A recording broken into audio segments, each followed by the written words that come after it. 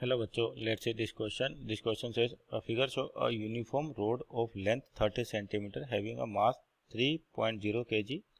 The rod is pulled by a constant for 20 Newton and 30 Newton as shown. Find the force exerted by 20 cm part on the rod on 10 cm parts. All surfaces are smooth. इसका मतलब क्या है कि यहाँ पर आपके पास कोई भी फ्रिक्शन नहीं है, तो 10 सेंटीमीटर 20 सेंटीमीटर टोटल कितनी लेंथ है इसकी 30 सेंटीमीटर और मास कितना है 3 किलो और इधर से एक फोर्स लग रहा है 32 का और इधर लगा 20 न्यूटन का। तो आपसे पूछा है कि ये सरफेस इस पर कितना फोर्स लगा रहा है और ये सरफेस इस पर कितना फोर्स लगा रहा है, इस तरीके से। तो देखिए यहाँ पर बात करते हैं सबसे पहले सिस्टम की। तो आपके पास यहाँ पर क्या है, इधर 32 न्यूटन है, इधर 20 न्यूटन है, मीन्स नेट फोर्स आएगा 32 माइनस 20। तो ये क्या होगा, सिस्टम यानी कि रोड क्या करेगी, मूव करने लग जाएगी, तो इसका कोई ना कोई एक्सेलेरेशन होगा। तो एक्सेलेरेशन किसके थ्रू निकाला जाता है, यानी कि की कॉन्सेप्ट की बात करें यहाँ पर कि सिस्टम का एक्सेलेरेशन किससे होगा या कितना होगा, तो मिलता है Newton second law. Newton second law. तो यहाँ देखिए सबसे पहले बात करते हैं, अगर इधर एफ नेट निकालें, भाई न्यूटन सेकेंड लॉ क्या कहता है, F net equal to mass into acceleration, mass into acceleration. और रोड कंटिन्यूस है, इसका मतलब पूरा का पूरा जो रोड है आपके पास 30 सेंटीमीटर की, वो ए एक्सेलेरेशन से मूव करेगी और किधर मूव करेगी, जिधर मैग्नीट्यूड ज़्यादा है। तो यहाँ पर नेट फोर्स कितना आपके पास है 32 newton minus 20 newton is equal to M ए।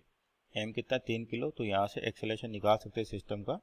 तो ए की वैल्यू कितनी हो जाएगी यहाँ पर 32 minus 20 that is 12 divide by 3 means 4 metre per second square. तो ये एक्सेलेरेशन आ गया इस रोड का।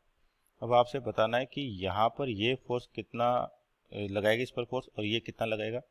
तो सबसे पहले देखते हैं 10 सेंटीमीटर वाले का मास कितना और 20 सेंटीमीटर का मास कितना है। तो यहाँ पर देखिए आपके पास या तो सिंपल लिख सकते हैं मास डेंसिटी, या ऐसे कह सकते हैं कि 30 सेंटीमीटर इन 30 सेंटीमीटर मास, जो आपके पास मास वो कितना है 3 किलो। तो 1 सेंटीमीटर में कितना मास हो जाएगा आपके पास 3 डिवाइड बाई 30 यानी कि 1/10 किलो। और इसी को अपन क्या कहते हैं, लीनियर मास डेंसिटी भी कह सकते हैं। तो अपने पास मान लें 10 सेंटीमीटर है, तो इसमें कितना मास होगा, तो इस इक्वेशन को आगे बढ़ाएं। तो इन 10 सेंटीमीटर, इन 10 सेंटीमीटर जो आपका मास हो जाएगा कितना हो जाएगा आपके पास 3/30 इंटू 10 इंटू 10, तो यानी कि आ गया 1 किलो। तो अब देखिए आपको फोर्स निकालना है, तो मान लेते हैं अपन 10 सेंटीमीटर वाला पार्ट लें। तो इसका मास तो अपने पास कितना के 1 kg।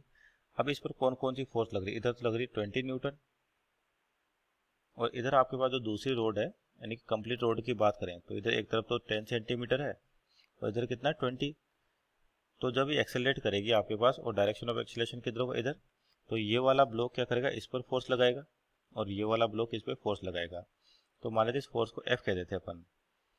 तो यहाँ से देखिए इसके फ्री बॉडी डायग्राम की बात करें तो इस पर एक तो 20 न्यूटन लग रहा है और इधर लग रहा है आपके पास एफ, और सिस्टम एक्सेलरेट कर रहा है इस डायरेक्शन में। तो न्यूटन सेकंड लॉ से फिर लिखे अपन, नेट फोर्स इक्वल टू क्या होगा, mass into acceleration, mass into acceleration. तो यहाँ पे नेट फोर्स कितना आएगा आपके पास F minus 20 equal to M A. M कितना इसका 1 और ए आपका 4 आया, तो एफ की वैल्यू होगी 24 न्यूटन।